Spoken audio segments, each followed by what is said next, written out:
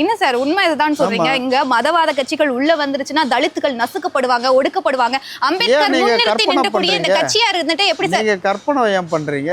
Sir ஒரு சில இடங்கள்ல சாத்தியப்பட்டிருக்கு சார், நசுக்கப்படுகிறார். இருங்க அம்பேத்கர் வந்து கடைசி வரைக்கும் எதிர்ச்சது வந்து பிஜேபி இல்ல, காங்கிரஸ். காங்கிரஸ் தான் அம்பேத்கர் வந்து கடைசி வரை எதிர்த்து நின்னாரு. இதே காங்கிரஸ் தான் அம்பேத்கர் வந்து தேர்தலில் தோக்கடிச்சாங்க. அதனால காங்கிரஸ் தான் எல்லா விதத்தில் சாதி ரீதியாக மத ரீதியாக எல்லாமே வந்து அவங்க தான் இருந்தாலும் தவிர பிஜேபி இது வரைக்கும் அம்பேத்கர் வந்து பிஜேபி பற்றி பேசலையே. மதவாத சக்திகள் சாகும் வரை சாக மாட்டேன் அப்படின்றதெல்லாம் அம்பேத்கரோட கோட் இல்லையா? அது அப்போ யாரு இருந்தது? காங்கிரஸ்காரன் தானே இருந்தாங்க அப்போ. அதாவது நான் பிறந்தது இந்த மதத்துல பிறந்துட்டேன், சாகும்போது இந்து சாக மாட்டேன் அப்படின்னாரு.